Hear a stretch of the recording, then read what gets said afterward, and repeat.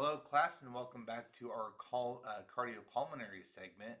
I wanted to put this video up to kind of continue our way through hemodynamics. This is a very important part of your PANCE examination, and I want to make sure that we were able to cover it before we met together in class and started talking about electrophysiology. So I do regret having to put these videos up here because I know you guys have a lot on your plate already, but I want to make sure you all have the proper tools, the proper logistical thinking as you would to get you ready for your licensing exam. And so understanding how blood flow works is definitely one of them.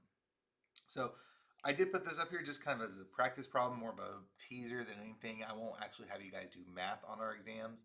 I won't, because these exams are more conceptual. They're to get you the idea of how things change. But sometimes by working these problems out, by thinking through them completely, it'll help us understand the conceptual aspects underlying each of these problems. So this was one of our problems. It was a sample problem from our textbook where we have renal blood flow that's being measured through a kidney, and we're actually looking at the pressure gradients. And you can go through all the details of this if you want, but the whole idea is that what we're wanting to know is what is the resistance that's being provided by this left kidney in this woman that's being measured. And of course, we have our nice equation here, our Poiseuille's equation. I'm probably saying that wrong, but that's okay. And basically just a reminder that the Q is the blood flow, right? So what's going through an organ. And then the delta P is simply P1, the high pressure, minus P2. That would be what delta P is right there. And then of course R is resistance, right? And so in this problem, they give us these different values. They tell us, well, what the blood flow is. So they tell us that the blood flow is 500 milliliters per minute going to that one kidney. And so that, of course, would be our Q, 500 milliliters per minute. And then we can see that we actually have both pressures given. We have pressure 1, that's in the renal artery here, that's pressure 1. And that is, of course, 100 milliliters per mercury, or 100 milliliters of mercury. And then pressure 2, we can see here, is also given. They measure the venous pressure at 10 millimeters. And this is actually a very common procedure that you'll see people do. Urologists might do this to see the health of a kidney, for example, or you can really do it in any organ. You can do it in the lungs, you can do it in the heart, you can do it for the entire cardiac output, if you would. So it's very useful to get to kind of know how these things are all organized and how they're related. And so what we're looking for is R. We don't know what R is, right? It is an unknown. It is a question mark. And so to figure out R, you can just simply flip this around. And so now you would have R equals delta P over Q, right? And so when you look at the pressure differences, we would have 100, we would have 100 minus 10. Of course, it's going to give us 90. And then Q, we already know is 500. So when you figure this out, it is not 100, it's 500. 90 millimeters of mercury, R, over Q, 500. 500 milliliters per minute. And when you do that, if you calculate it out, you get something like 0.18, or if you want to round it, you get 0.2. And so you would have something like R equals 0.18. And they give you these weird units of millimeters of mercury per milliliter per minute. Sometimes they'll just say pascals per minute. But I just want you to understand how these guys are related. So hopefully this will help you see how they're actually calculated and figured out. Like I said, for our examination, we're not going to worry about actually calculating these, but I do want you to understand as resistance is increasing, Q is going to decrease, and as pressure is increasing, Q is going to be increasing as well. So hopefully that kind of helps you understand how these three principles, these three values are related just a little bit better. Now, one thing I want to mention is that we do this for an individual organ, but you can absolutely do it for the entire cardiovascular system, right? We can see that we can actually take a pressure gradient, let's say with the pressure coming out of the aorta, maybe that would be your mean arterial pressure, 90 millimeters of mercury. And then we can also compare that to pressure 2, the pressure going back into the atrium of the heart through the vena cava. And if you measure it at the vena cava, it's about 5 millimeters of mercury. If you're actually in the right atrium right out here, it is almost 0. So A lot of times we'll just use 0 to give us a nice estimate because the difference between that right atrium here and that aorta is usually whatever the mean arterial pressure is. So we have here our delta P equals Q times R, but we can also think about that the delta P in this case would essentially be what we think of as your mean arterial pressure.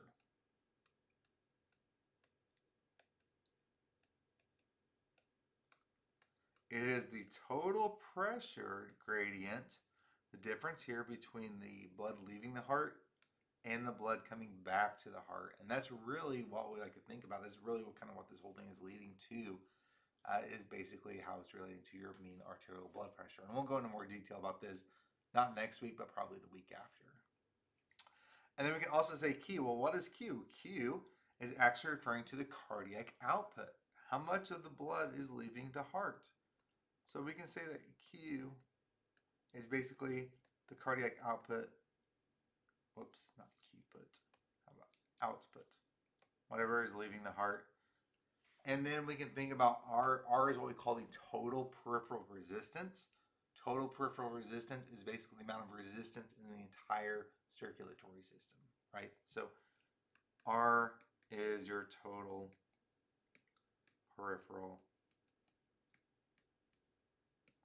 resistance. And from here on out, we're just going to say TPR.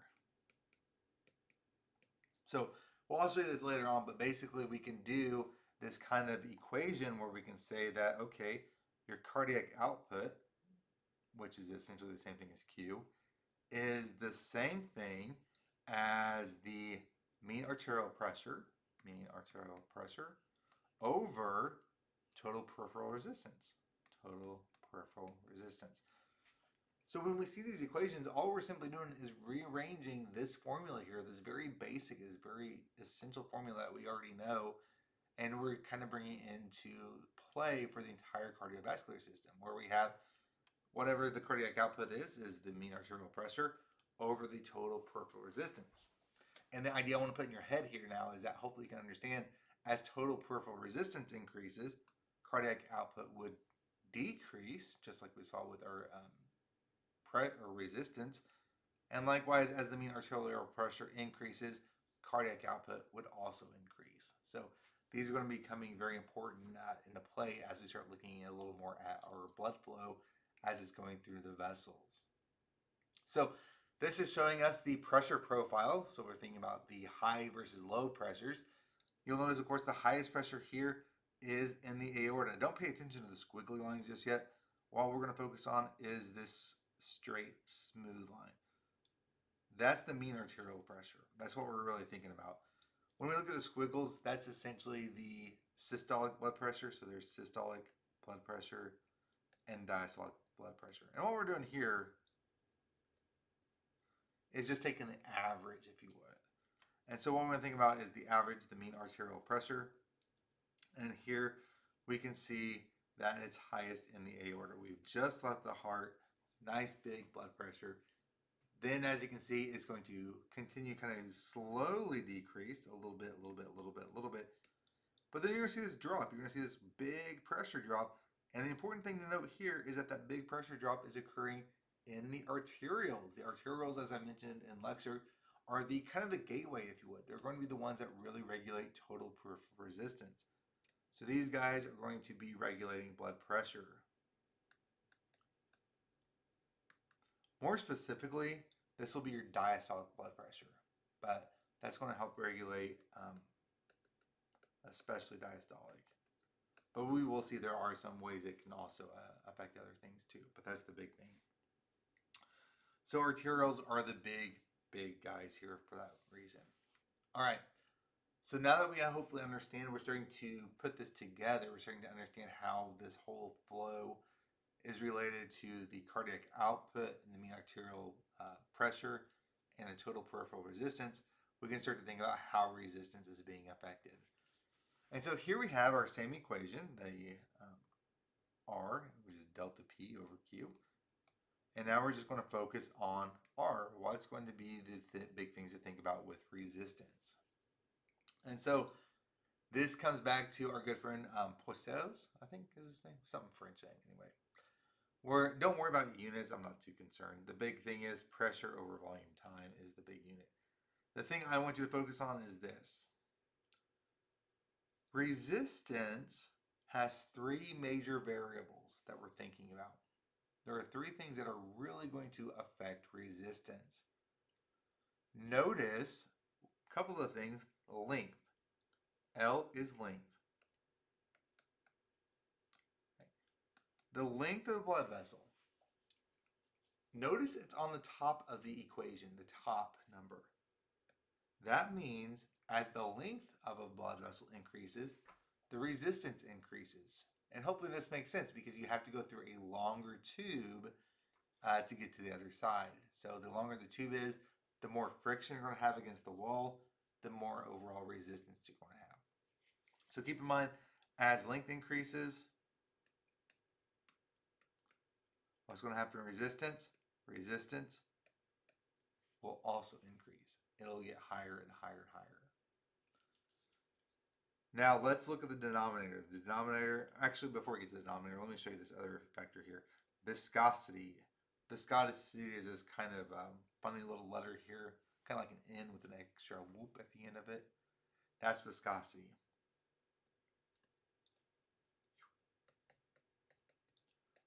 Once again, we see viscosity is on the top of the equation. And the big thing to keep in mind here is, once again, as viscosity increases, resistance increases. Right? So those two, and you'll notice that they're singular numbers. There's no squaring of them. There's no exponents to worry about. It's a straightforward relationship. Viscosity is directly proportional to resistance. So is length. But I want you now to look at the bottom of this equation. Look at this bottom here, where we have the radius of a pipe or a blood vessel or whatever it is. The radius is actually by a factor of 4. First of all, think about that as the radius. Let's say it increases. Well, now we can think that as it gets bigger and bigger and bigger, resistance goes down. So as the radius increases, now we can see resistance goes down. Likewise, as the radius decreases, well, now resistance will go up. Right? So do keep that in mind. Think about in terms of vasoconstriction. Vasoconstriction would decrease the radius of that blood vessel. As you can imagine, it's going to be a lot harder for the blood to go through because it's going to be much more narrow. So we're going to have increased resistance. The big thing to keep in mind, the big thing here, is that it's actually going to be by a factor of 4. Not just 1 like we saw with the length or with the viscosity. Radius is a big contributing factor to resistance. It's going to be by a factor of 4. So do keep that in mind. I'll show you why that's important here in a second. But this is going to be by a factor of 4.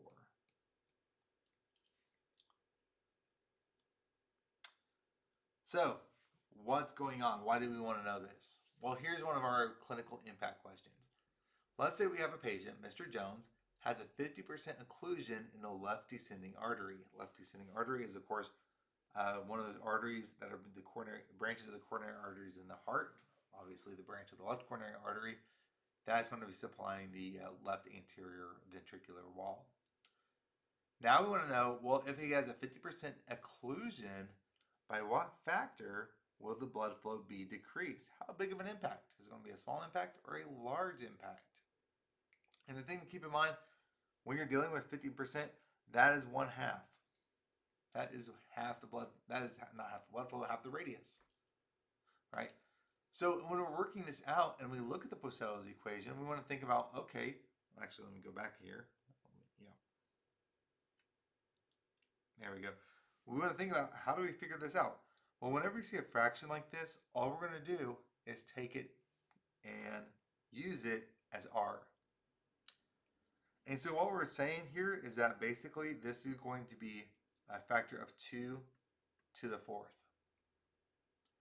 And if you solve this, 2 to the 4th, it'll be 2 times 2 times 2 times 2. It will actually reduce by a factor of 16. That's a huge decrease in, huge decrease in blood flow, right? The resistance will increase by a factor of 16.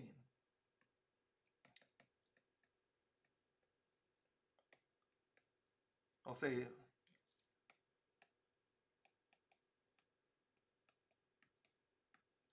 that means your blood flow, the Q, would go down by a factor of 16.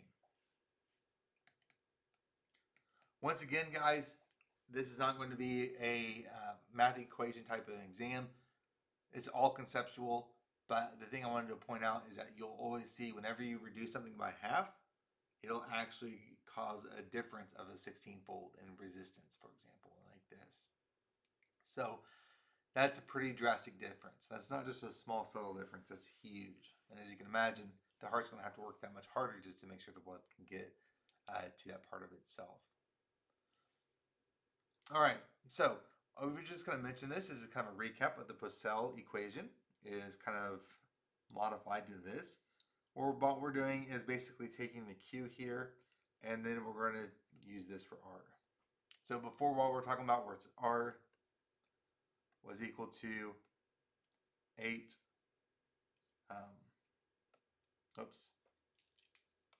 8L for the length and viscosity over pi r to the 4th. What we're doing here is just we're going to rearrange it. So now that we can see, well, what's affecting Q? How is Q being affected? And so this just kind of what would happen if we plug this in here for R. And once again, you don't need to know the math behind it. We're not too worried about that. What we want to see here is what's happening to blood flow as the radius is changed. What's happening to blood flow as the length of the vessel is changed? What happens to blood flow with the viscosity, right? Or the pressure? What happens to the pressure gradient? So what happens to flow when the radius increases? You should notice, hopefully you'll notice, it increases by a factor of 16. Or not 16, that's if it's halved or doubled. But it's going to increase by a factor of 4. What happens to flow when viscosity is increased? Well, hopefully now that you guys can see, as viscosity is increasing, it's getting bigger and bigger and bigger, flow will be going down. So it will be affected inversely, if you would. And that's kind of what we're showing you here, is that what we're thinking about, well, okay, what does that mean? So if something's more viscous, it's going to have a higher flow or lower flow. And hopefully you're thinking that something that's more viscous will have lower flow, whereas something that's less viscous, more watery, will actually have higher flow. And that's what we see here. This is the important thing to keep in mind, guys. Look at this, anemia. Anemia, let's say, and this is, let's say you're having lack of blood cells. What happens to viscosity? Viscosity goes down. If viscosity is going down, guess what's going to happen to the flow? The flow is going to increase. It's going to become more rapid, more easily to go through, and it can actually become more turbulent, kind of like the water is going through a rapids, if you would. So anemia will decrease the viscosity, make the blood less viscous, and have a more turbulent effect. And I'll show you that in a second. Polycythemia. Polycythemia, if you guys are familiar with this is having excess red blood cells. Right? Having too many red blood cells can make the blood like ketchup. It makes it very thick. So the more cells you have, the thicker the blood is, the more viscous it is. And that's kind of what we're showing you here. The hematocrit, of course, is the measure of the red blood cells. And as you can see, as the hematocrit is increasing here, what's happened to viscosity? It's increasing as well. And that's kind of the take-home point for this. All right. So hopefully you understand that anemic conditions, where you have too few cells, can actually increase blood flow. Make sure we explicitly say that so you guys know. That would increase Q, All right, because we're going back to this equation here, and we notice that as that's being affected, Q is going to be higher, so you'll have more blood flow. And likewise, polycythemia is going to decrease Q. Thicker the blood, the lower the flow. So hopefully, guys, that makes a little bit of sense. All right. Now, with that said, we want to talk about how the organs are receiving their blood flow, whether they're in a series circuit or a parallel circuit. So a series circuit would be going through one organ. Maybe you're going through the kidney. You know, you got to go through the renal artery, then you got to go through the cortical radiate arteries, then you got to go through the interlobar arteries, then the cortical radiate, then the afferent arterial, efferent arterial, the glomerulus, and then the venous return. That's series. Series is going through an organ.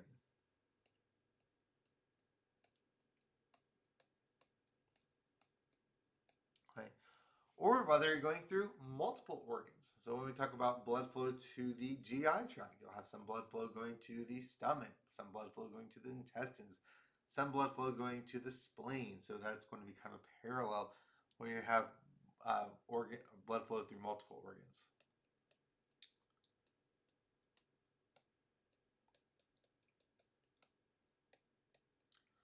So that's what we're trying to think about here then, when we're trying to think about, well, how is the flow being affected? Well, if the resistor is in a series, it's going to be affected one way because the blood has to go through every single one of those branches. But if it's in parallel, it'll be affected differently because the blood can take multiple paths, right? It's got multiple roads to go through, so the flow won't necessarily be equal. It can actually be unequal. All right. Let's begin with the series circuit. So let's say this is going through the kidneys, and it's going to go into the renal artery, the arterial system of the kidneys, and it'll go through the capillaries, come out the renal venule, and then the renal vein. Like I mentioned, in a series circuit, the flow has to be the same all throughout. The Q leaving, starting here, has to be the same as the Q leaving. That flow has to be the same.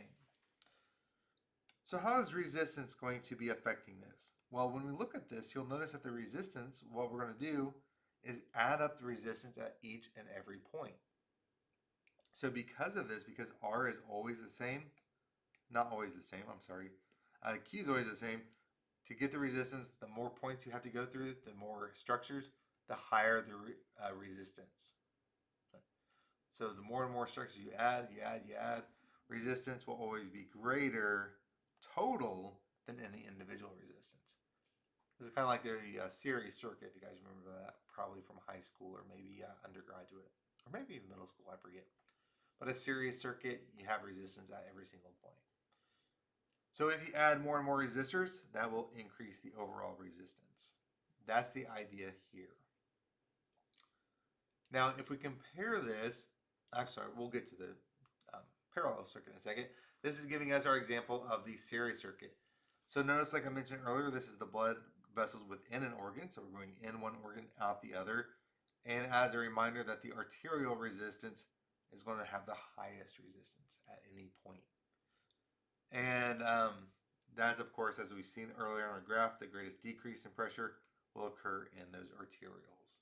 And this is a nice example as we look at the renal artery, blood flow going in, and the renal vein with the blood flow coming out. Now let's compare this to parallel. So parallel is when you have multiple organs that you can go through, multiple choices, if you would. So you can, for example, go from the aorta. Some of that blood will go up to the cerebral artery. Some of it, though, can also go to the renal artery. Other blood can go to the GI tract, and other blood flow can go to the skeletal muscle, and other blood flow can go to the skin. So you don't have to go through one system. You can actually have multiple points here. And so when they're in parallel, you actually will have less resistance because you're giving the blood more choices, if you would, or more options to travel through. So that's the idea here. This is actually going to be a low resistance system because you're giving it multiple areas to go through. You're not blocking any system. Now notice that the difference here is that the 1 over R is the sum of the inverse of each resistance at each point here. So as you can imagine, the more and more of these you add together, if you think about adding fractions, let's say each one of these is 1 over 10. Well, if that was 1 over 10 here, you add it to 1 over 10 there. Hopefully you can appreciate adding those together. 2 over 10 is now going to be less than having 1 over 10 plus 1 over 10. So the point here, total resistance is less than any individual resistance. And adding more and more points will actually lower the total resistance. So as I mentioned earlier, the flow is not equal because it can go into any of these arteries. And it's basically showing us the blood flow throughout the entire cardiovascular system, right? So here you can see the blood going through the aorta here, and the blood going through the vena cava going back to the heart there. Do keep in mind that the cardiac output is going to be distributed to each organ simultaneously. Not equally though, right? Because it'll go to some organs more than others. It'll go to your renal organs, for example, 25% will go to these guys alone, whereas you only might give 15% going to the coronaries. Maybe 5%, I think it's 5%, 5% going to the coronaries. So it is not equal, but it will be able to go through each of those simultaneously. All right, so do keep in mind that flow in parallel, like I mentioned, is not equal. So in some organs, it can go through 300 milliliters per minute. Other organs will have more blood flow. Maybe they'll go up 500 milliliters per minute. But the point is, we're going to have the blood flow going to each of these at the same time. All right. So this is kind of illustrating and rehashing and reinforcing, hopefully, the fact that adding a circuit to the parallel resistance will actually decrease the overall resistance. So if you were, for example, to add all these up, let's say you have 4 points, 1 plus 1 plus 1 plus 1, that is 4 over 10, all right? And resistance, I don't know if you want to do the math on that, but you have to flip it around. But let's say we have 10 over 4, and of course I'll give you 2, 8, and then your math, 20, right? And then, I'm sorry, 2, 0, and then you'll get 5, so 2.5. Now let's compare that, and that would be what your R is if you do that nice simple math. That's the R total, just kind of inverting it. But now let's say we compare it down here to having 5 resistances instead of 2. So you do the same thing, 1, 2, 3, 4, 5. Now you have 5 over 10, and hopefully you can see that this is 1/2. And if you invert it, it will be 2. That'll be R. So ideally, the more resistors you have in a parallel circuit, you can see that can actually make for less and less resistance. All right, guys. The contrary to this, as you can imagine, is if you block a blood supply to an organ, let's say it gets occluded, let's say you have blocked an artery to your kidney. Let's say you no longer have artery to the kidney. Well, hopefully you can understand that the resistance overall will actually increase. And that's kind of what we're showing you here. Once again, we have 4 resistances. We have 1, 2, 3, 4. But now, down here, this should actually have 3 resistances. Because let's say this organ gets blocked and it's no longer in play. Well, here we can see that we have 3 over 10 or 0.3. And hopefully you can appreciate that would be greater than 4 over 10, the 2.5. Oh shoot, I think I did my math wrong. No, that's right. Yeah. So, oh no, that is wrong. Yeah, so 2.5 was this one. And then when you do the math there, you get your 3.3. 3. Right. All right, so that's the idea behind that. You increase the resistance whenever a blood vessel or a blood supply gets blocked to an organ. Why do I mention this? Well, here's one of those questions, and this is something, it's a little more advanced, but it's like one of those things you kind of have fun with. You have Mrs. Jones. She comes, I guess Mr. Jones' wife maybe. She comes, she donates a kidney to her younger sibling. And how would you predict that? By donating an organ, getting rid of that organ, How would it affect the resistance? How would it affect the blood flow? How would it affect cardiac output? And how would it affect the heart rate? And you're probably thinking, wow, this is one of the really weird questions. How in the world would you answer this? I mean, look at these choices and practically give you whiplash looking up and down. Well, we're not really going to focus on the whole thing. What we want to really focus on is just the total resistance.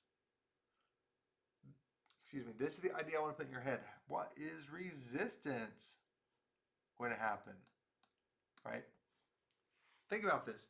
This would be a parallel circuit. The blood going into or coming from the aorta, going through all your organs, then coming back, and now you've removed one of them.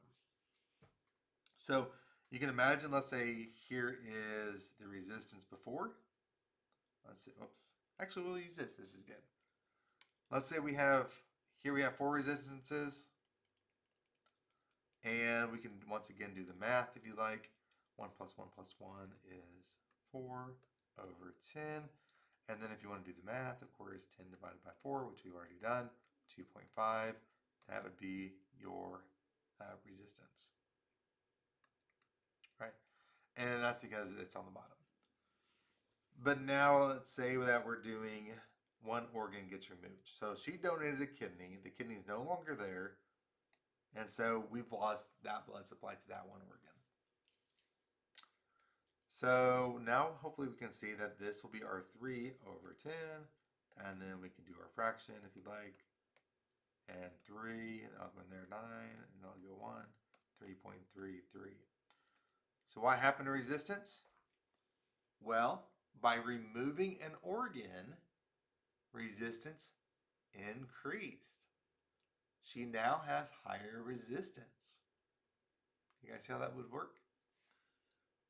So when she removes this organ, we now know that the resistance here is increasing.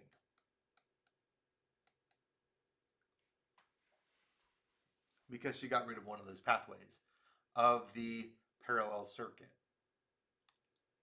All right, well, what about everything else? Well, hopefully you know that Q is flow. And if you guys remember back to your equation where we talked about delta P equals QR. Remember, if you don't remember that, it goes in alphabetical order. P equals QR. So what's going to happen to flow? Well, as you can imagine, as the resistance is increasing, in order to keep the pressure the same, Q is going to have to decrease. So we want to keep P stable. Q is going to decrease. Right? Now, Q, like I mentioned, we can use cardiac output as the total overall representation of Q because cardiac output is essentially the same thing as flow. So if Q is decreasing because cardiac output equals mean arterial pressure over total peripheral resistance, that's the same exact equation as Q equals delta P over R. These two are equivalent. So hopefully I want to put in your mind here that this cardiac output, if Q is decreasing, that's the same thing as having cardiac output decreasing as well. All right. So hopefully you can see how this cardiac output is related to resistance. If resistance is increasing, cardiac output should be decreasing. And last but definitely not least, well, how does that affect heart rate? Well, if you guys remember heart rate, or not heart rate, but cardiac output is related to the heart rate times the stroke volume. Right? We're saying here that the beats per minute, let's say you have 70 beats per minute, times 70 milliliters per beat. Let's say that's the stroke volume. Your cardiac output then would be 4,900 milliliters per minute. So cardiac output is related to heart rate times stroke volume. As the heart rate goes down, or as the cardiac output goes down, guess what makes it go down? Having a decreased heart rate. So if heart rate decreases,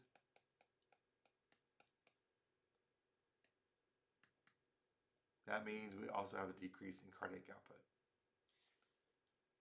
So heart rate goes down, just like cardiac output. All right, guys, I know this is a lot of information. This is kind of a complex problem here. This is probably definitely more than what we would be concerned ourselves with. But it is important. I do want you to understand how flow is affected by resistance and how it's affected by resistant circuits. And why would this be important? Why would we even care?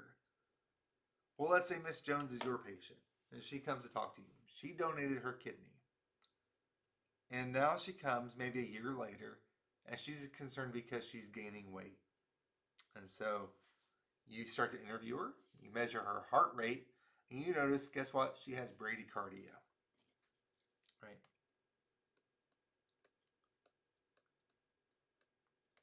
So she has increased body weight.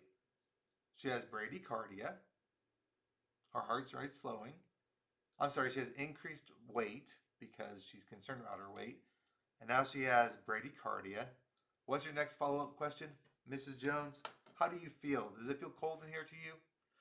And you know, the air conditioner's on. So she's like, well, you know what? Come to think about it, yes, it does feel cold. And so you've got three things. You've got cold feeling, bradycardia, and weight gain. Your next idea, the thing you'll probably want to do is look for hypothyroidism, because those are the three things that would typically give that away. But if you look at her history and you notice that she donated a kidney to her sibling, hopefully you can pick up, well, that bradycardia may just be related to having that organ gone and having an increased resistance. So there's kind of a way that would play an important role in when we think about all of these resistance pathways as they come and relate to heart rate and cardiac output. All right, guys, this is one of those things that we're going to do in class, but basically, what would you expect to happen? Of course, if you think about it, we've increased resistance, we've decreased cardiac output, we've decreased flow, and we've decreased the heart rate. So hopefully D would have been the choice there for that one. Like I said, this is a little more complicated question than what we would be dealing with, but the concepts, the principles are still the same.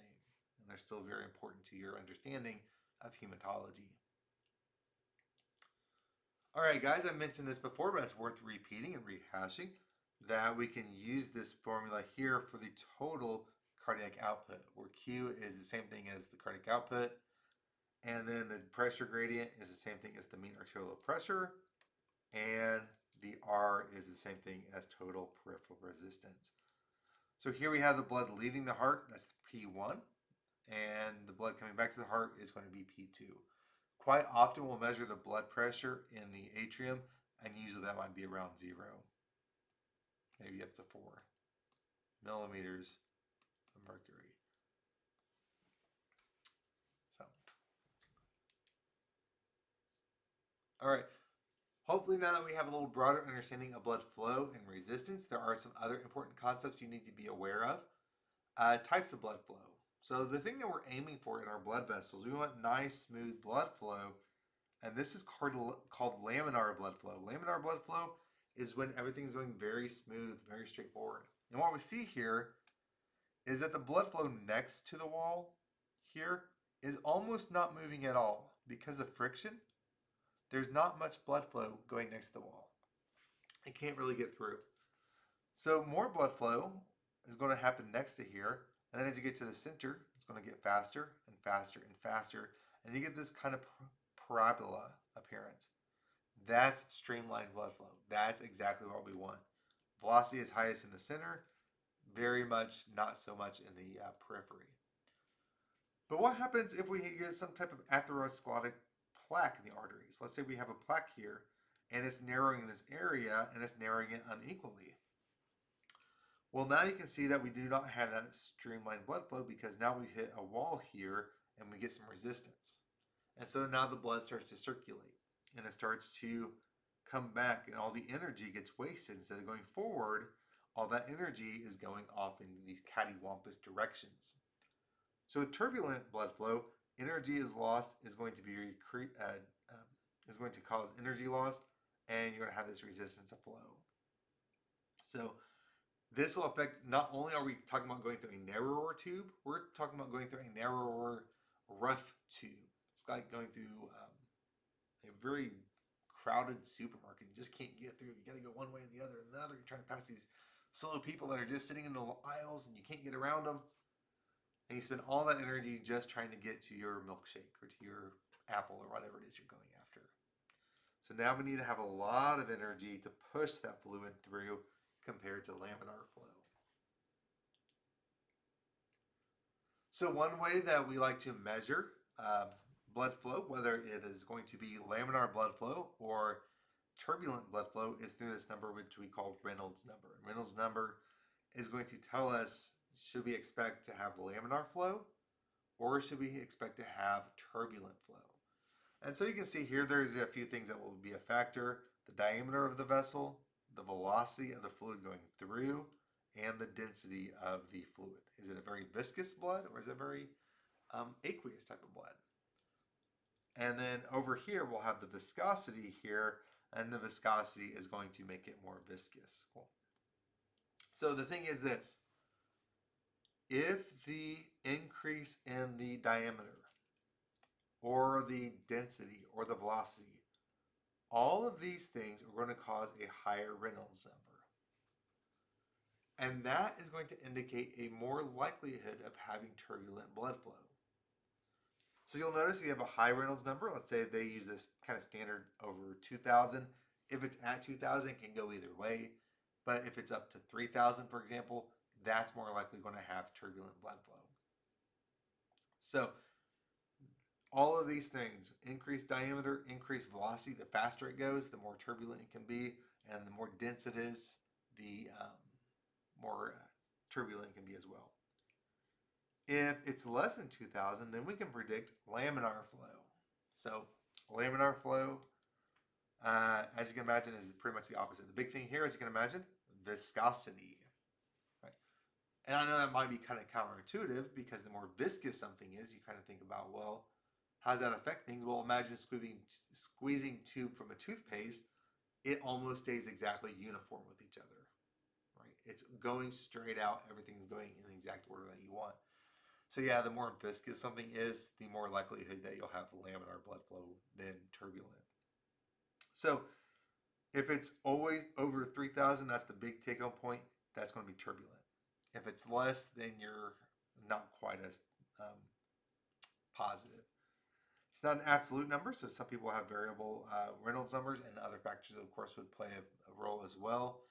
And for example, atherosclerosis, if you have hardening of the arteries, that's actually going to reduce the Reynolds number, but at which turbulence can begin. So you can have turbulence at a lower number if you're dealing with a patient with atherosclerosis. So they may start to have turbulent blood flow at 2,500, maybe not 3,000. The important thing here is that the more turbulent the blood flow is, the more likely you're going to get blood clots or thrombi. So what will happen is, as the blood is churning and mixing up and is going every which way, that is going to increase the likelihood of having some type of thrombus in the body. And then that thrombus could, of course, dislodge and then become an embolus, and then it can lodge somewhere and become an embolism, like a pulmonary embolism.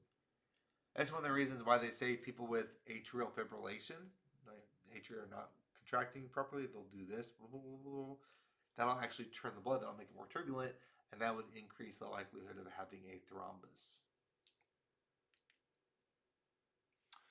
Another important factor to think about is shear. Shear is the amount of friction between the blood itself and the vessel walls. So as you go next to the vessel wall here, you're going to have more and more shear forcing going on. And the reason that this is important is because your blood vessels will actually respond to shear forces. So do notice that it's highest next to the wall, like we would see pretty much the opposite of the blood flow. The amount of shear force is going to increase close to the wall. So the point is this, which when we talk about the shear, it'll inhibit red blood cell aggregation, lower velocity, and this will actually secrete these cells in the vessel walls to secrete that nitric oxide.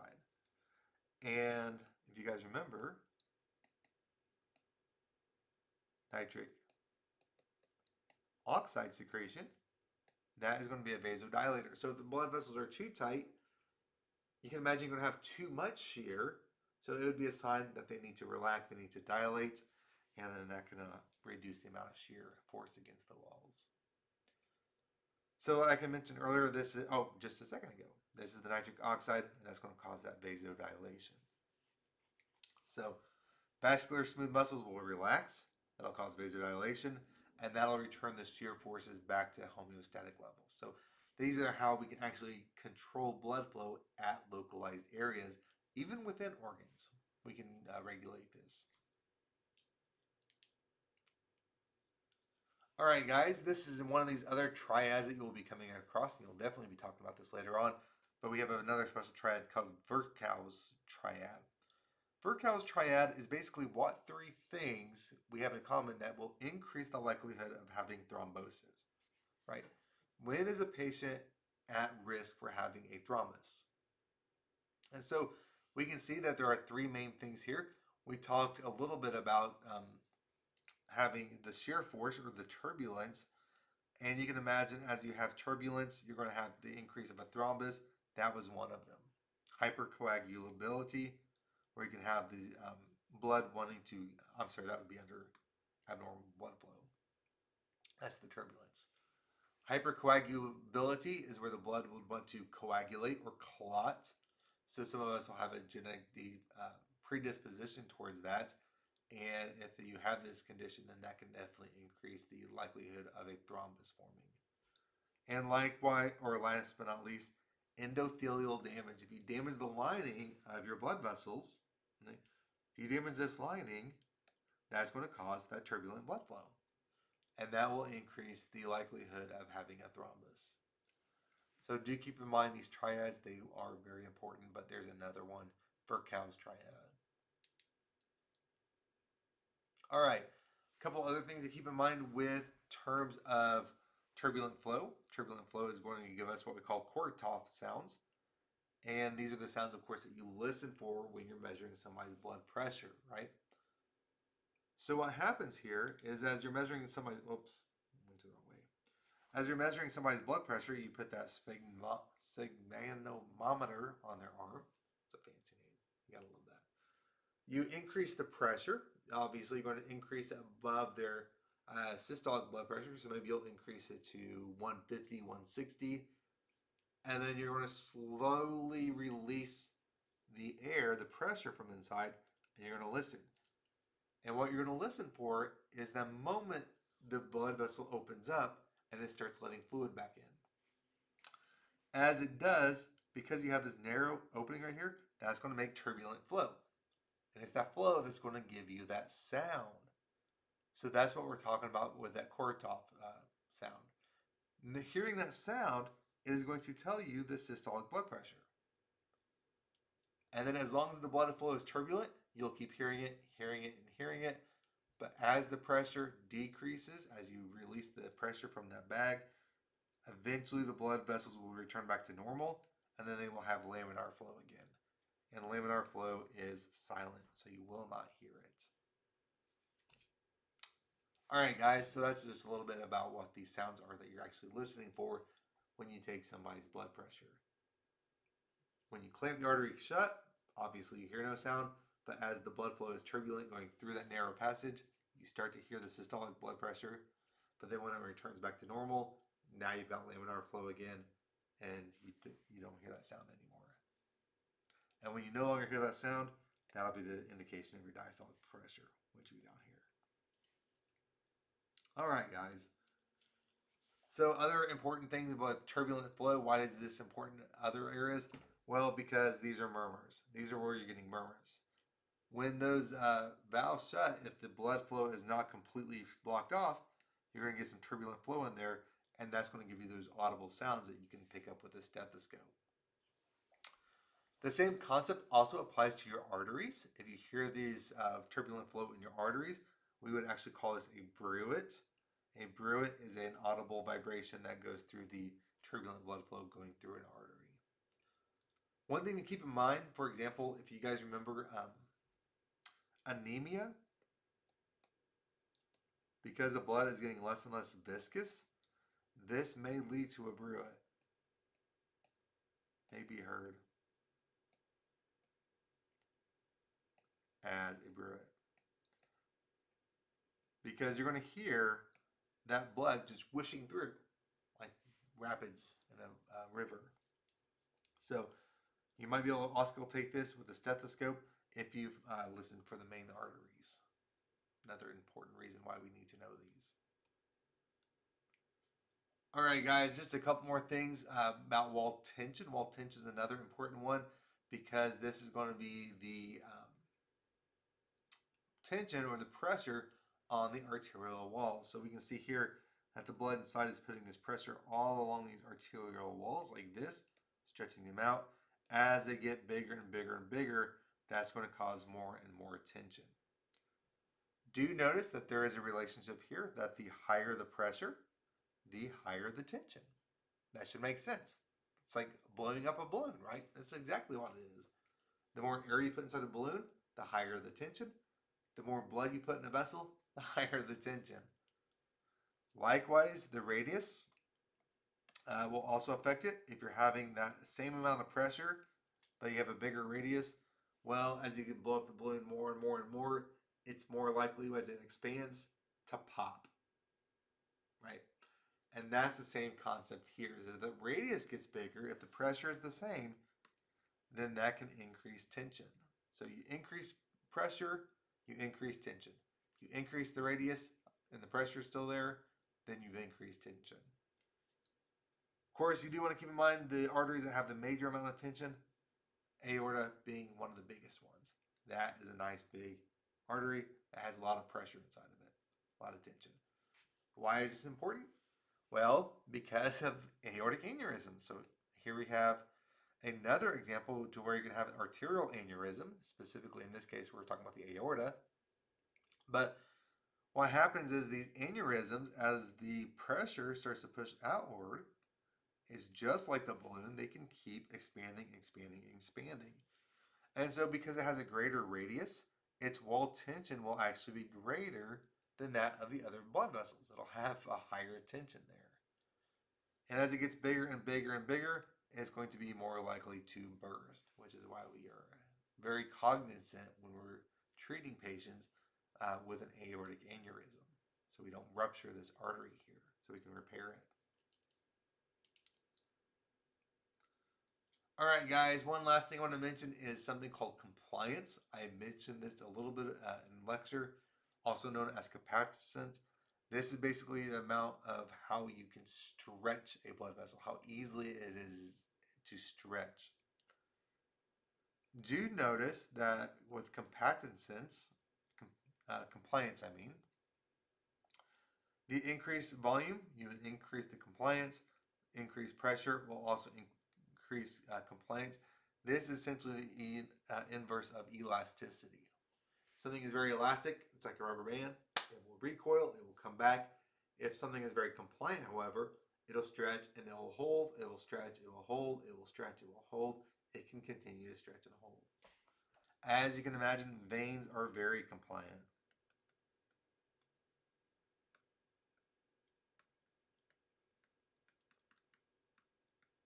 Arteries, not so much. Veins like to hold the blood. So that's kind of what we're looking at here. The big thing to keep in mind is compared to arteries, veins, pulmonary vessels also have very high compliance. And that's kind of what we're showing you over here, is you can increase the pressure, and if you look at the pressure, the amount of volume that's being held, well, in the artery, you'll see it has rather low compliance. The more volume you have, the higher the pressure, the higher the pressure, the more the volume, but not very much so. It can only hold a little bit. So over here, for example, in order to hold this much volume, you would have to have a relatively high pressure. So it takes a high pressure, you would take a high pressure or I'm sorry, it would result in a high pressure. Not take a high pressure. High volume would result in high pressure. That's with the artery. But look here at the vein. If you compare this to the vein, let me see if I can put a vein up here. Boom. In the vein, we'll mark it blue. To hold the same volume of blood, look at the pressure. Much, much less pressure. So here's low pressure, high volume.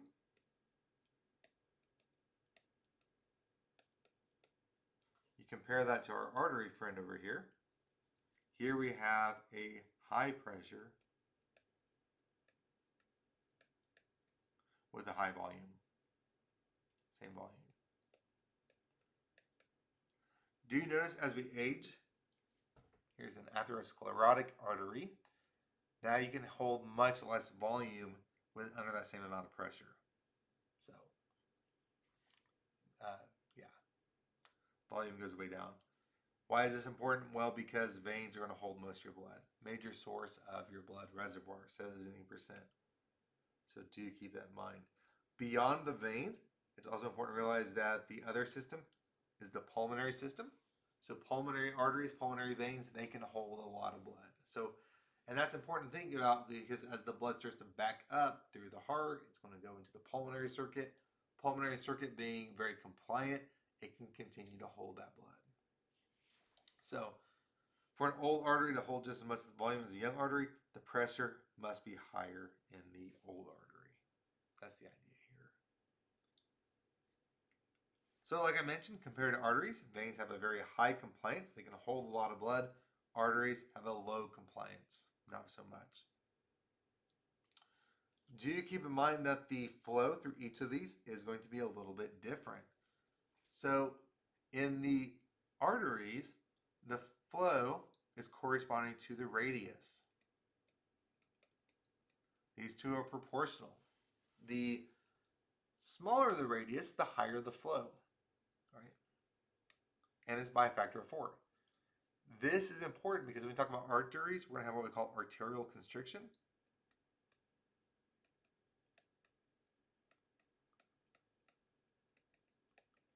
And what will happen is as you increase that constriction, you will have this effect of the blood flow going through.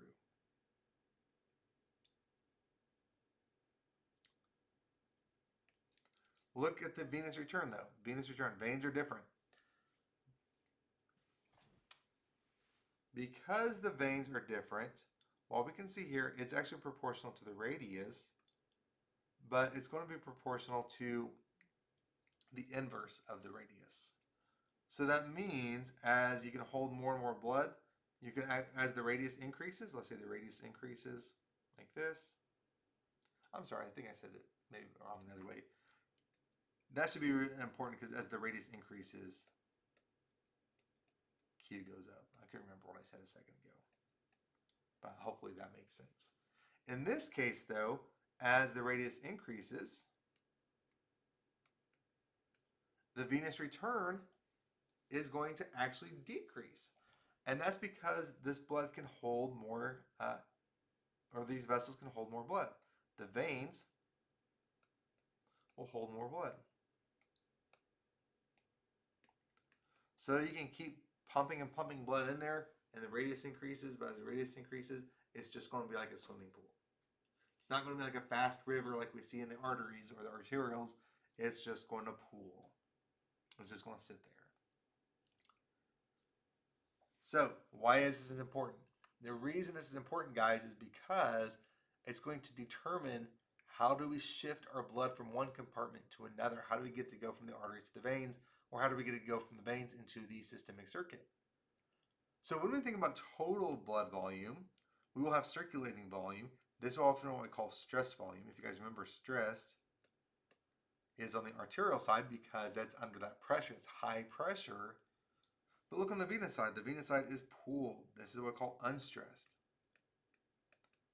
And that's because you can keep putting more and more blood in there. So if you have blood, you need extra blood, and you need to know what to do with it, shove it into the venous compartment. It'll hold it there. If you need more blood in the arterial system, then you could vasoconstrict those veins, push it out of the veins and push it into the systemic circuit, into that stressed area. We'll talk more about that, I think, in a couple of weeks when we talk about cardiac output.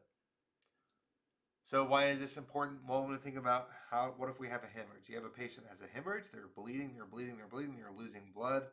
Well, guess what? What's going to happen is the veins will actually constrict. You'll get this sympathetic stimulation. There's a nice sympathetic nerve. That's going to stimulate, and that's going to cause the veins to vasoconstrict. As it does, it will then be removed from the veins. It will be pushed out from the veins, and now it's going to add on to the cardiac output so it can compensate for that hemorrhage. So we're shifting the blood from the unstressed side to the stressed side.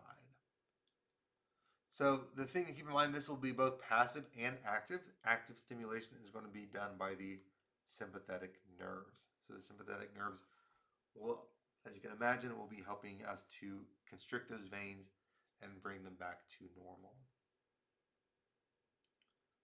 So why is this important? Well, let's take a look at this question.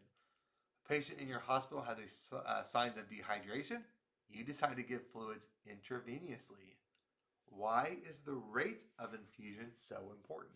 Right, so you put the IV in, you put it into their veins, and you decide, you know what? This is an emergency. We need to push all the fluid in all at once. We need to be as fast as possible. And you'll find out there are consequences for this. Because what will happen with dehydration, let's say we don't do the correction first. Let's just say we have a loss of fluids. Well, what's going to happen is you're going to have a decrease in venous pressure, and then you'll get the constriction from the veins that's going to actually try to compensate and bring the cardiac output back to normal. So even with dehydration, the veins will constrict, and it will push the blood flow back to the stress side. That will increase the blood flow again. That will increase your preload, and then that will keep the cardiac output the same. So this is a natural compensation. This is compensation here for dehydration.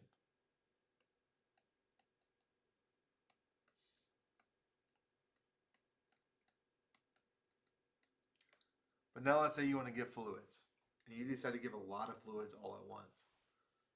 Well, guess what, guys? What you're going to do, because the veins are very compliant, they can hold a lot. They will continue to hold that fluid.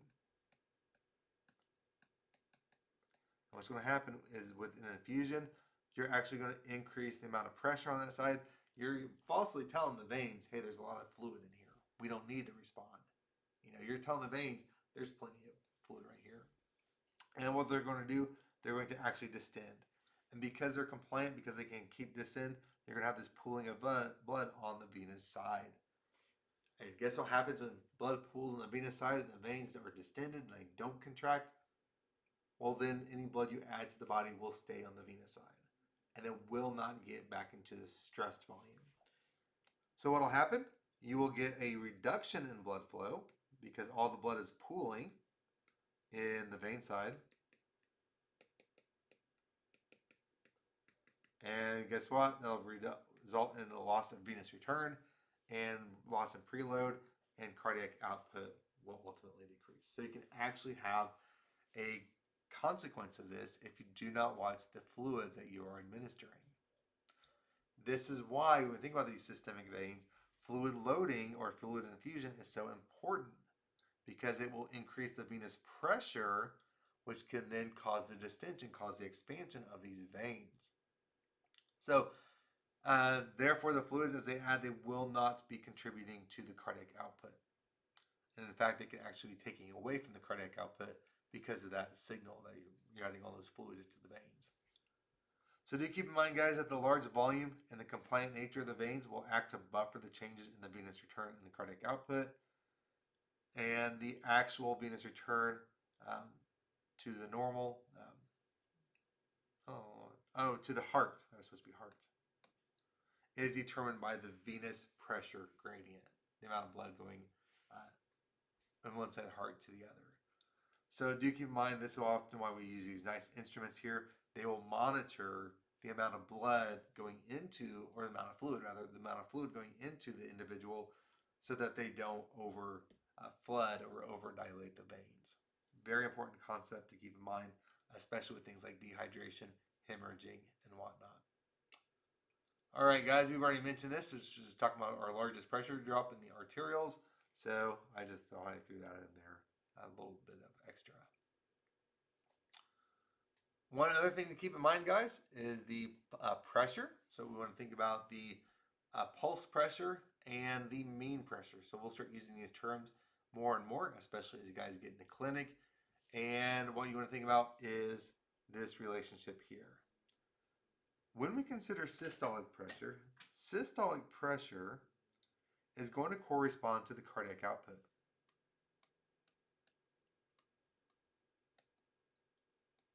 It is proportional to the cardiac output, which, if you guys remember, is proportional to the stroke volume times the heart rate. What that means is if stroke volume increases, guess what happens to systolic pressure? It increases. If heart rate increases, systolic pressure, it increases.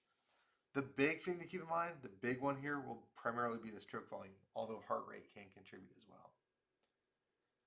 Whereas the diastolic pressure, that is proportional to the total peripheral resistance.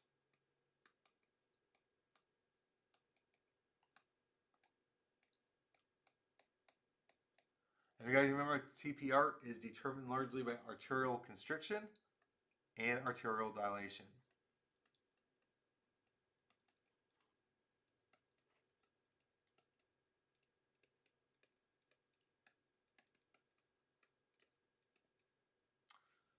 Now, one thing we have to keep in mind is that, let's say there's our systolic pressure, 120, our diastolic pressure, there's 80.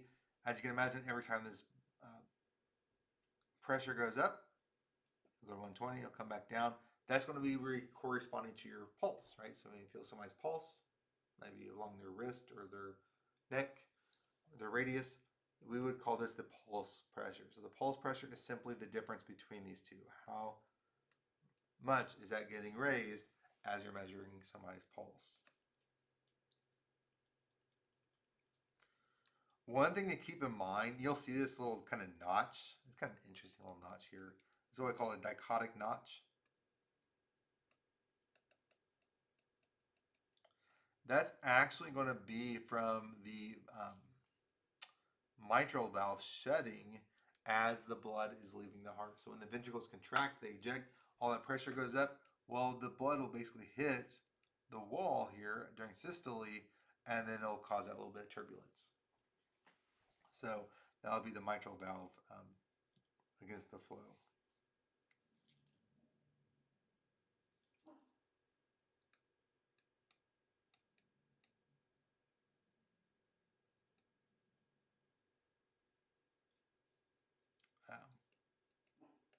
Hitting valve. And that will have an effect. So after the blood contraction, the fluid comes out, so that fluid will come back and it'll hit that. All right, a couple things to keep in mind when we think about pulse pressure. As you get further and further away from the aorta, so here's our aorta, you'll actually notice that the pulse pressure gets a little bit higher, and a little bit higher. So this is a widening, if you would, of your pulse pressure. Now, things to keep in mind that'll affect the pulse pressure. Increase in stroke volume, that's a big one, like I mentioned, systolic blood pressure. And you can also have a decrease in compliance. If the vessels are not compliant, then that will also increase the pressure as well. So do keep in mind the aorta is the most compliant artery in the system, and that'll have the less pressure compared to the others. And then peripheral arteries, they're more muscular. They're going to have muscles that pretty much resist that pushing upwards. Well, I shouldn't say resist, but I should say that are going to be affected, if you would. Do you keep in mind that there are pathological conditions affecting pulse pressure? And we can see how different atherosclerosis and stenosis can affect the pulse pressure. Notice that we are dealing with the same diastolic pressure right here. That's the diastolic pressure. Here's normal. We're at 120. Notice what happens though if you have arteriosclerosis, if you have hardening of the arteries and get these plaques in the walls. Well, the wall vessels are going to decrease diameter and they're also going to decrease their compliance. Now look what happens to the pulse pressure. Every time the heart goes up, that's atherosclerotic artery causes a much higher pulse pressure. Likewise, stroke volume can also cause a greater change in that arterial pressure or the pulse pressure. Here we can see stenosis, and look what happens with stenosis. Remember, stenosis is a narrowing of the valve, and if the blood can't get through that valve as much, as you can imagine, it can't apply all that pressure. So a lot of that energy gets wasted. So if you have an aortic valve that's stenosed, that will actually decrease our pulse pressure by reducing that. In each case, the mean arterial pressure, which is the MAP, not in each case, but in this case, that's actually going to be reduced. So here's your normal mean arterial pressure, the line in yellow, and here it is in the stenotic artery, a little bit lower. One other thing, regurgitation, that's where the blood flow is going back to the ventricles. That can also cause a decrease in the pulse pressure, as you can imagine, because you don't have as much blood leaving the heart. All right, guys, here we are measuring the mean arterial pressure. And I know this gets weird because it's not just simply half of the systolic pressure and the diastolic pressure. It's actually closer to the diastolic pressure, right? So here's the diastolic pressure. Here's the systolic pressure. Notice it's about about 2/3 diastolic pressure, 1/3 the systolic pressure. And the reason this is because the ventricles spend 2/3 of their time in diastole. So when we look at the cardiac cycle, you're going to have much more time in diastole than you would in systole. So if this is one cardiac cycle, here is systole, the ejection pretty much, and then all of this here is diastole. And because you spend much more time, you spend about 2/3 time in diastole, we actually average the mean arterial pressure by adding the diastolic pressure here plus 1/3 the pulse pressure. And that's the systolic pressure minus diastolic pressure. Right? We're taking the difference between those two. And this is how you would get your mean arterial pressure. You could also add 2/3 diastolic pressure and 1/3 systolic pressure because it spends 2/3 in diastole and 1/3 in systole. So there's a couple ways to do that.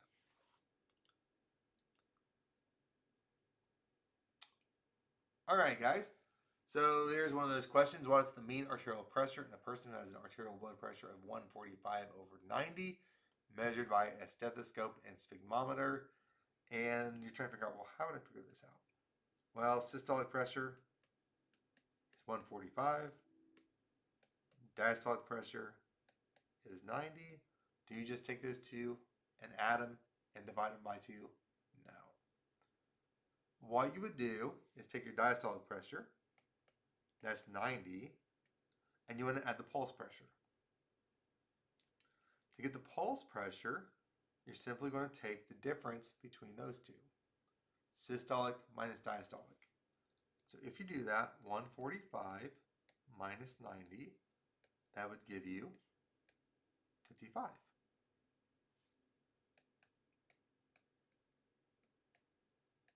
Millimeters of mercury. And so when you do that and you look at our equation, we can kind of go back here. Let's see, where's our equation at? Oops.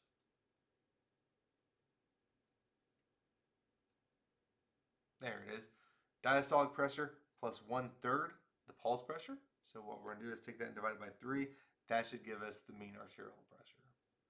So there we are. Take your 55. I'm sorry, I said pulse pressure is 55. It's 1/3 of that. Oh, no, that is pulse pressure. We just need to divide that by 3. So you take your 55, you divide it by 3. That'll go in there once. And of course, 3, you'll give you 25. And that'll be about 18 on average. So if you take the 90 plus your 18, What do you get? 108. So there it is, guys.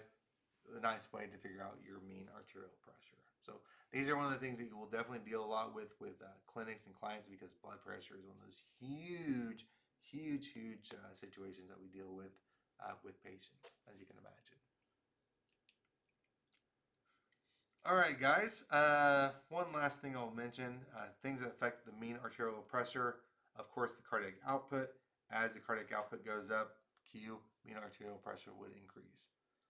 Aortic pressure, that's the same thing as the mean arterial pressure. And obviously, as the higher the aortic pressure, the higher the blood leaving the heart, the higher the overall mean arterial pressure. And of course, the pressure at the entrance of the right atrium. If fluid is backing up and there's higher pressure in the venous return, well, as you can imagine, that can actually decrease because you're subtracting, you're making a smaller delta P. And last but not least, total resistance, arterial constriction, arterial dilation. Because these guys are primarily determined by the arterioles, we can think of the TPR being with the arterial resistance. Things that affect systolic pressure, stroke volume is the big one. That is the thing to keep in mind. Systolic pressure, the higher the stroke volume, the more you increase, that's going to make it higher. Excuse me. So that increases systolic blood pressure, and decrease would decrease systolic blood pressure. Last but not least, increase in heart rate can also affect it. It would increase the preload. The preload is the amount of stretch on the heart, the pressure on the heart. And if you guys remember your Frank Sterling,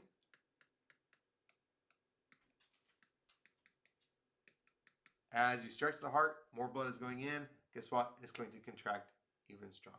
So that's going to result in a stronger contraction. And do notice that a decrease in compliance of the systemic arteries will also increase systolic blood pressure. Things that affect diastolic blood pressure, on the other hand, instead of systolic, total peripheral resistance. These are interrelated. They will affect each other, but the big thing is TPR is diastolic blood pressure, as we've seen before. So dilation of the arterioles will reduce that. Constriction of the arterioles will increase it. All right, guys, just a reminder that when we're talking about pulmonary circuit, the pulmonary circuit has a much lower pressure than the systemic circuit. They're much more compliant, so they can hold more blood as well. These are just showing us the relationships of how these different factors affect cardiac output. So hopefully you've a little bit familiar with these from your undergraduate anatomy and physiology.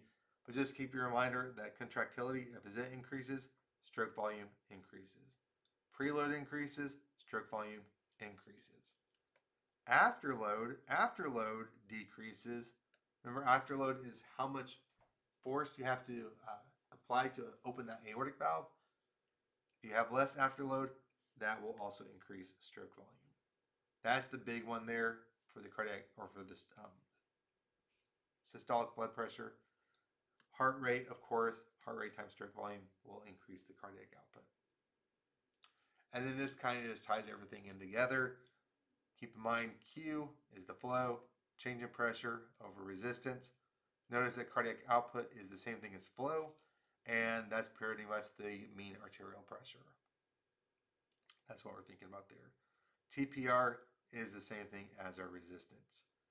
Keep in mind that cardiac output and peripheral resistance, you can take the product of those two, mean arterial pressure. This is the same equation, it's just been rearranged that I did earlier, where cardiac output is the mean arterial pressure over the total peripheral resistance. Like I said, the big thing I want you to understand, as total peripheral resistance increases, cardiac output decreases. As mean arterial pressure increases, cardiac output increases. Here we are. Cardiac output is, of course, heart rate times stroke volume, and stroke volume is going to be affected by contractility.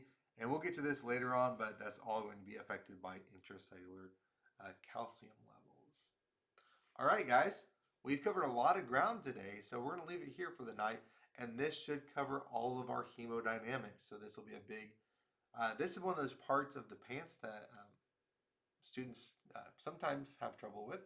But I think if you review this lecture and you review our lecture in class, you guys will do really well once you get this under your belt. I'll see you guys in the next one, and you all have a good afternoon or good evening, whatever time it is for you. Talk to you in class.